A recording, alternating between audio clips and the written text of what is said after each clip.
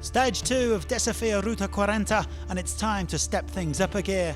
Another long day in prospect with fesh, camel grass and plenty more. What better way to spend a Tuesday?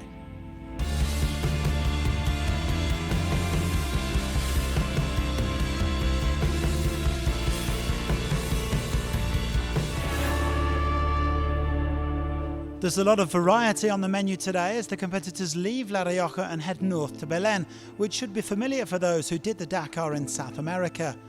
50% of the stage is over sand, with the dunes making a first appearance, a total of 350 kilometres against the clock.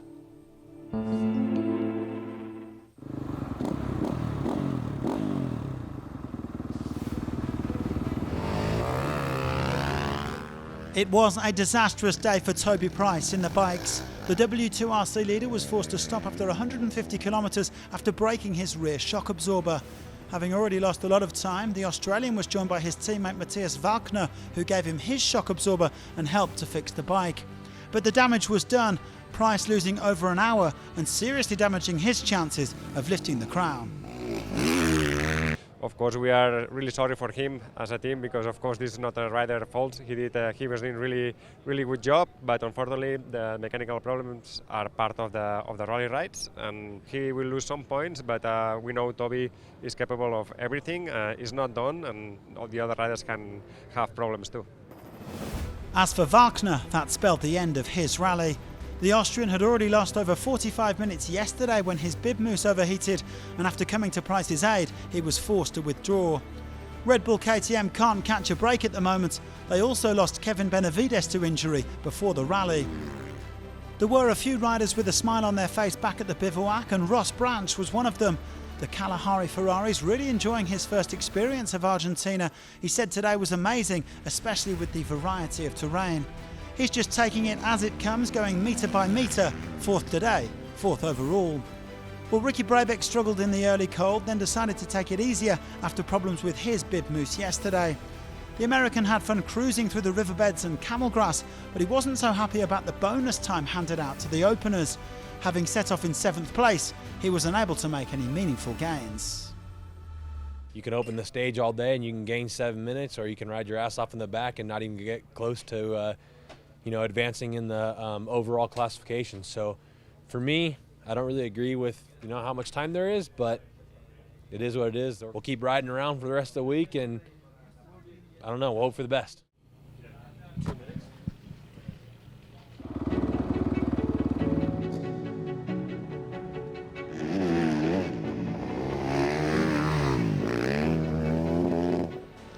Luciano Benavides, on the other hand, was a beneficiary of the bonus system, picking up just over 4.5 minutes. The Argentine began second and he was alone for the entire day. He said this was a real tough one that reminded him of the Dakar. Luciano remained second overall, but he didn't come away unscathed, hurting his hand after hitting a tree. No, it's nothing serious, just a little bit, one tree, and then my low back is a little bit sore because was a lot of like whoops and dunes and many impacts on the body. It's really tough, but yeah, it's good.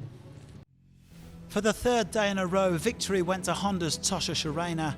The Spaniard very happy with his navigation and making the most of a fast stage to pick up nearly 7 minutes of bonuses. He extends his overall lead, but he is taking absolutely nothing for granted.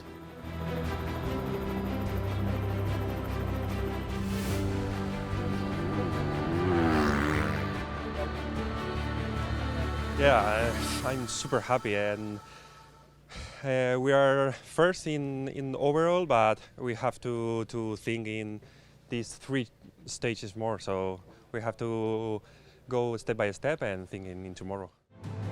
Shirena is now 4:43 ahead of Benavides, followed by Van Beveren and Branch. Brabeck and Quintanilla, who have both been given penalties, are over 20 minutes back. Benavides has increased his W2RC lead to nearly 9 minutes over Van Beveren, Branch the only other man within 10 minutes of top spots. The Rally 2 riders have also been getting stuck in here in Argentina, with 3 different winners since the start of the rally. Bradley Cox took the honours today, making the most of Mike Doherty's mechanical issues to snatch the overall lead. It hasn't been the easiest season for the South African, but he looks to be finding some form. Today was a good day for me. Managed to keep the pace, which is really high at the moment up front, and good day. Capitalised on a couple guys' mistakes, and looking good now for the rest of the rally. Just need to keep my head on my shoulders. There was a bit of argy-bargy in the quads today as two of Argentina's top riders went head-to-head for stage honours. Manuel Andújar had to settle for second after he suffered radiator damage, but he still leads the rally by almost 9 minutes. Victory went to Francisco Moreno, who has finished runner-up at the last two editions of the Dakar. The man from Mendoza ran into some trouble when he was leading yesterday, but had a much cleaner run today. He is very much in the fight for the overall crown.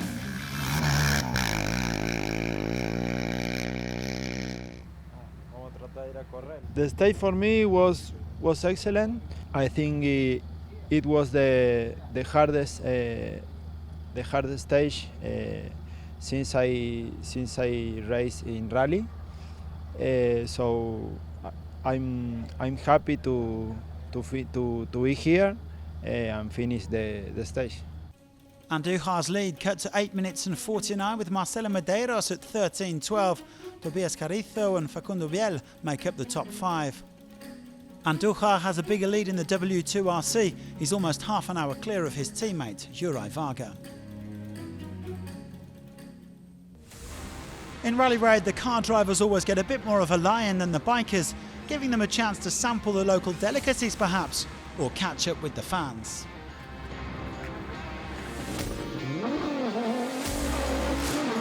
Once the game faces were on, it turned out to be one of those days for Yazid Al-Rajhi, who suffered no fewer than 4 punctures.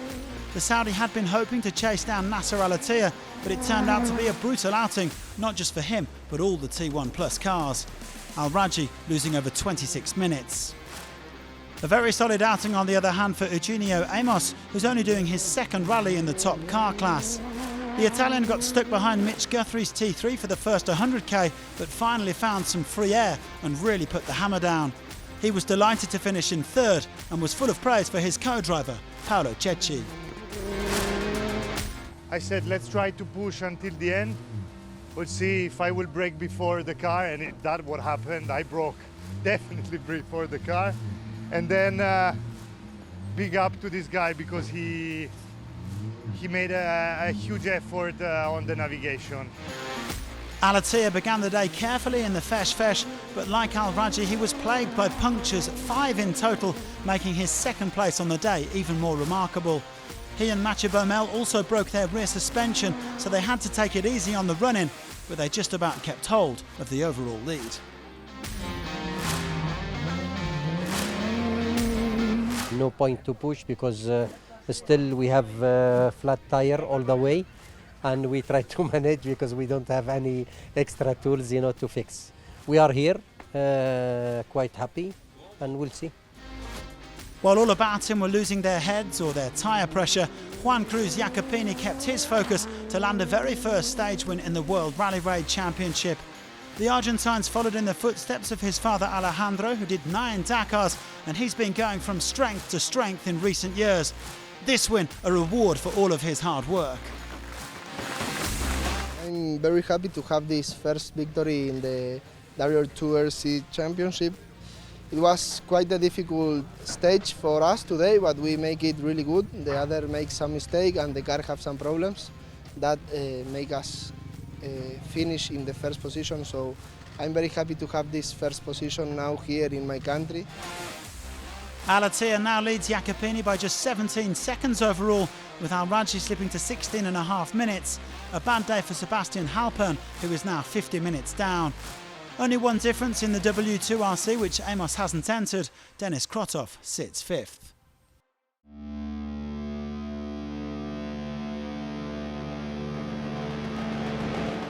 Onto the T3s, and Seth Quintero said this was a rough one, not least because he got stuck in the dust for 250k. The American's been playing around with his settings, notably the CVT clutch in his Can-Am, which they have adapted to the altitude here in Argentina. Even if this isn't his favourite terrain, he's running in 4th overall. Mitch Guthrie said there was a bit of everything today: camel grass, dunes, silt, fast roads, gravel, you name it, and it felt like a proper rally stage. He found a good combination of fast and smart and ended up in 3rd place.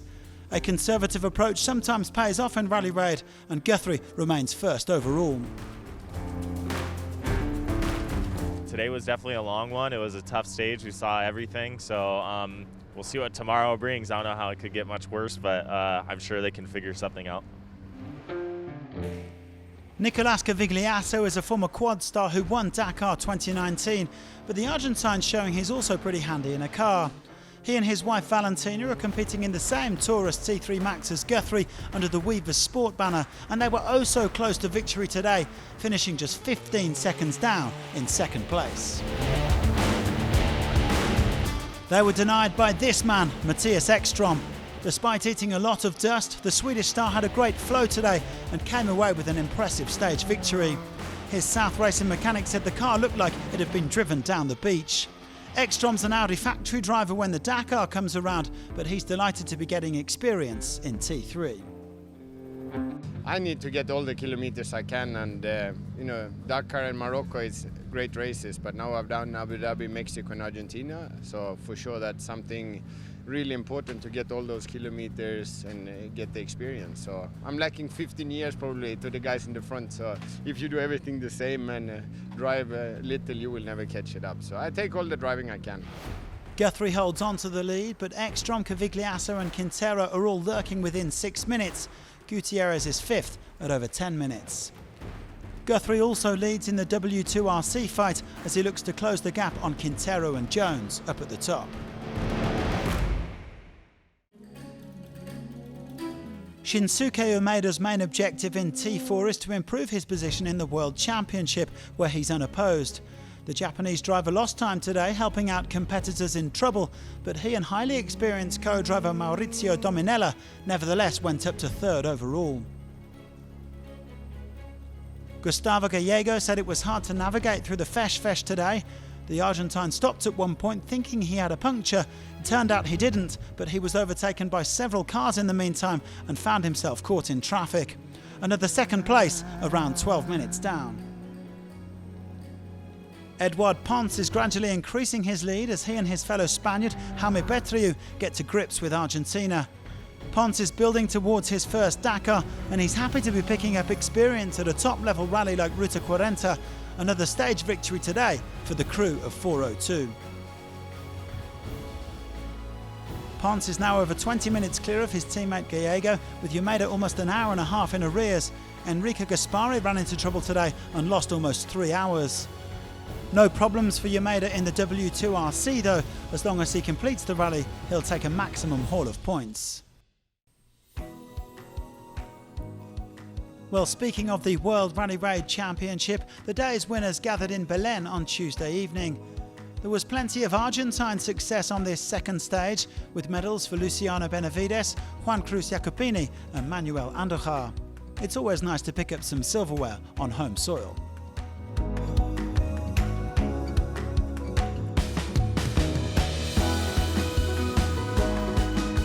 Yeah, really happy. I have some from Morocco, also from the Dakar, but never had one of these from Ruta 40, so this is my 2nd one. Really happy to finish the stage today and with a good position.